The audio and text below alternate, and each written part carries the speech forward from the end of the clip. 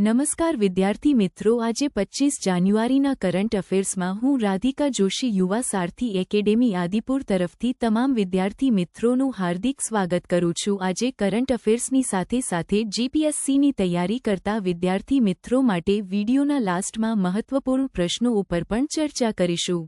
રાષ્ટ્રીય જનજાતિ સ્વાસ્થ્ય સંમેલન 2025નું આયોજન ક્યાં થયું? અ. Poona, B. Ranchi, C. Navi Delhi, D. Raipur. National tribal health conference 2025નું આયોજન 20 જાન્યુઆરીના દિવસે ભારત મંડપમ નવી દિલ્હીમાં થયું। આયોજન મિનિસ્ટ્રી ઓફ ટ્રાઇબલ ઓફિસ અને ministry of health and family welfare. ભારતના આદિવાસી સમુદાયની સામે આવનાર ગંભીર સ્વાસ્થ્ય અને કલ્યાણની સમસ્યાઓનું સમાધાન કરવું। ધરતી આંબા જનજાતીય ગ્રામ ઉત્કર્ષ અભિયાન 20 ઓક્ટોબર 1924 ઝારખંડના હજારીબાગથી આદિવાસીઓના ક્ષેત્રો અને જિલ્લાઓમાં બુનિયાદી સુવિધાઓ પ્રદાન કરવા આ યોજના નરેન્દ્રભાઈ મોદીએ શરૂ કરી હતી। આ યોજનાનું નામ પ્રધાનમંત્રી જનજાતીય ઉન્નત ગ્રામ અભિયાન રાખવામાં આવ્યું હતું। જનજાતીય ગૌરવ દિવસ 15 નવેમ્બર બિરસા મુંડાની જયંતીના રૂપે ઉજવીએ છીએ। પ્રધાનમંત્રી જન મન યોજના પ્રધાનમંત્રી જનજાતીય આદિવાસી ન્યાય મહાઅભિયાન 15-20 નવેમ્બર 1923 ઝારખંડના ખૂંટીથી શરૂ કરવામાં આવ્યું હતું।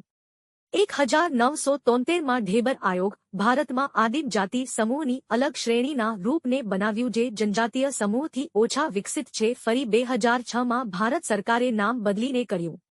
1969થી 1974 ચોથી પંચવર્ષીય યોજના અંતર્ગત ગ્રુપ બનાવવામાં આવ્યું હતું। ભારતમાં ટોટલ 75 છે, જેમાં સૌથી વધુ ઓડિશામાં છે।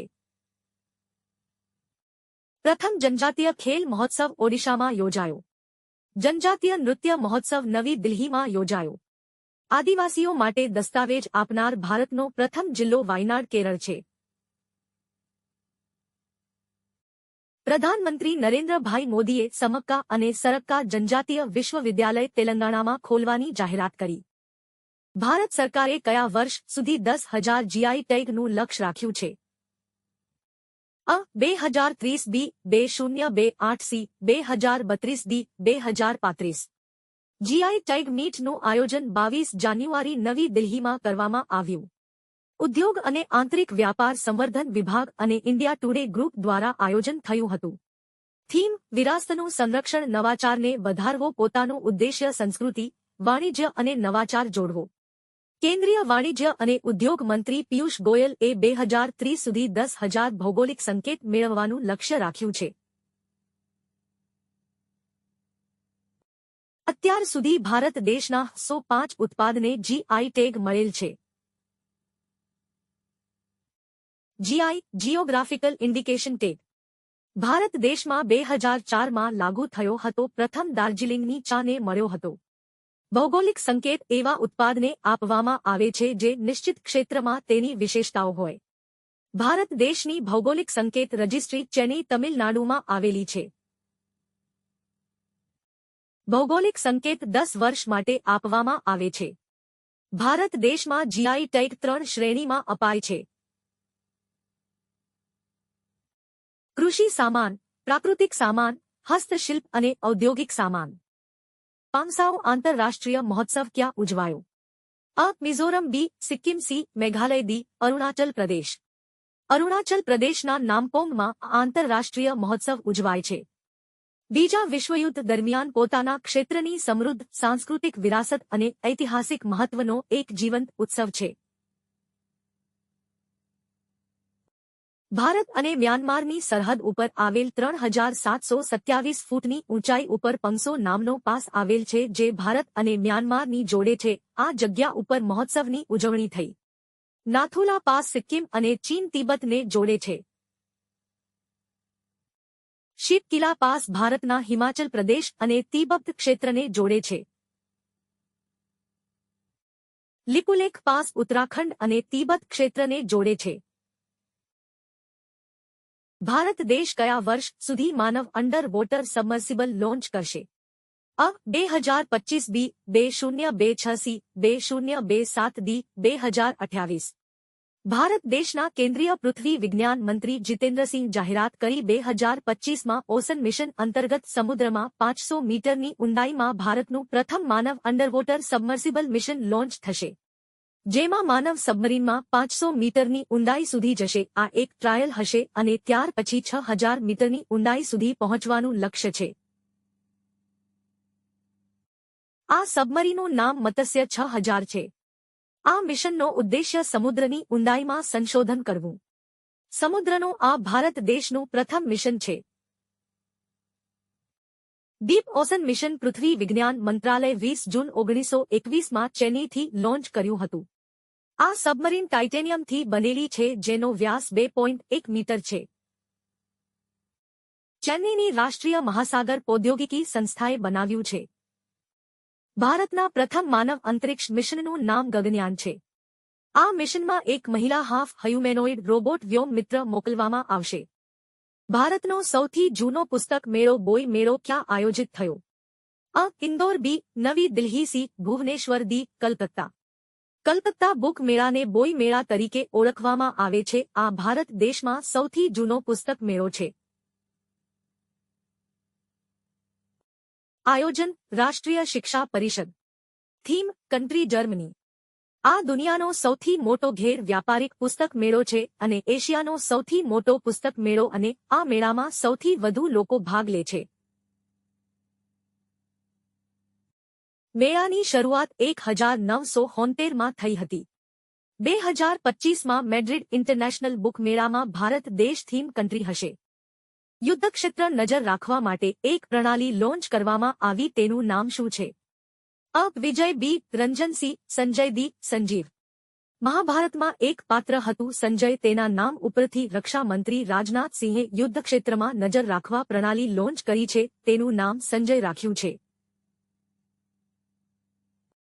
સંજય એક એડવાન્સ ઓટોમેટિક સિસ્ટમ છે જે તમામ જમીન અને હવાઈ યુદ્ધક્ષેત્ર સેન્સરથી પ્રાપ્ત ઇનપુટ ડેટાને એકત્રિત કરે છે અને ડેટાની મદદથી એક સામાન્ય નજર ચિત્ર તૈયાર કરે છે. ભારતીય આર્મી અને ભારત ઇલેક્ટ્રોનિક્સ લિમિટેડ દ્વારા સ્વદેશી રૂપથી તેને બનાવવામાં આવેલ છે. તેને 2402 કરોડ રૂપિયાના ખર્ચે બનાવવામાં આવેલ છે. રક્ષા મંત્રાલય 2025ના વર્ષને સુધારાઓનું વર્ષ જાહેર કર્યું. રક્ષા મંત્રાલય યુદ્ધક્ષેત્રમાં પર્યટનનો વધારો કરવા ભારત રણભૂમિ દર્શન એપ્લિકેશન લોન્ચ કરી. 25 જાન્યુઆરી ગુજરાતી ગઝલકાર જલન માત્રીનો નિર્વાણ દિવસ. જન્મ 1 સપ્ટેમ્બર 1934 માત્રખેડા. પૂરું નામ જલાલુદ્દીન અસાઉદ્દીન અલ્વી. ઉપનામ જલન માત્રી. ગઝલ સંગ્રહ જલદ, શુકન, સુખવતર, તપીશ. આત્મકથા ઉઘડી આંખ બપોરે રણમાં. જાણીતી ગઝલ પંક્તિ શ્રદ્ધાનો હોય વિષય તો પુરાવાની શી જરૂર? કુરાનમાં તો ક્યાંય પયંગબરની સહી નથી. અસલ વસ્તુને કેવળ હોય છે વળગાડ. વસ્તુઓનું કદી નકલી ગુલાબોમાં અમે કાંટા નથી જોયા. હવે તો દોસ્તો ભેગા મળી વહેંચીને પી નાખો. જગતના ઝેર પીવાની હવે શંકર નહીં આવે. અવસાન 25-20 જાન્યુઆરી 2016 અમદાવાદ.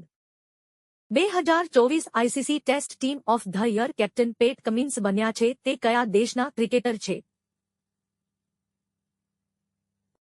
અ. Australia, B. દક્ષિણ Africa, C. England, D. New Zealand. International cricket દ્વારા દર વર્ષે આઈસીસી એવોર્ડ આપવામાં આવે છે. 2024ના વર્ષ માટે ICC test team of the year ઓસ્ટ્રેલિયાના કેપ્ટન પેટ કમિન્સને એવોર્ડ મળ્યો છે. ભારત દેશના યશસ્વી જયસ્વાલ, રવિન્દ્ર જાડેજા અને જસપ્રીત બુમરાહને પણ એવોર્ડ મળ્યો છે. 2024ના ICC one day team of the year શ્રીલંકાના કેપ્ટન ચરિત અસલંકાને મળ્યો છે. હિન્દી ભાષાને કઈ ફિલ્મને ઓસ્કાર એવોર્ડ 2025માં નોમિનેશન મળ્યું છે?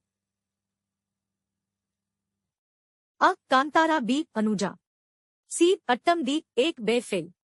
પ્રિયંકા ચોપડા દ્વારા નિર્મિત ફિલ્મ અનોજા અને ઓસ્કાર 2025માં best live action short film કેટેગરીમાં નોમિનેશન મળ્યું છે. હિન્દી ભાષામાં બનેલી આ અમેરિકન મૂવી છે. લાપતા લેડીઝ ઓસ્કાર 2025માં ફોરેન ફિલ્મ કેટેગરીમાં ભારત તરફથી ઓફિશિયલ એન્ટ્રી મળી હતી, પણ હવે આ ફિલ્મ આ રેસમાંથી બહાર થઈ ગઈ છે. ઓસ્કારની શરૂઆત 16 મે 1929માં થઈ હતી. આ અમેરિકામાં આયોજિત થનાર એક ફંક્શન છે. ઓસ્કાર એવોર્ડ જીતનાર ભારતની પ્રથમ ભારતીય film mother India 1957. Exam questions. પ્રશ્ન નીચેનાનો વિચાર કરો.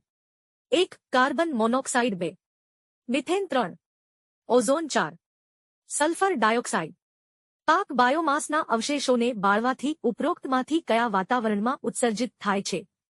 અ. ફક્ત 1 અને 2. બી. ફક્ત 2, 3 અને 4.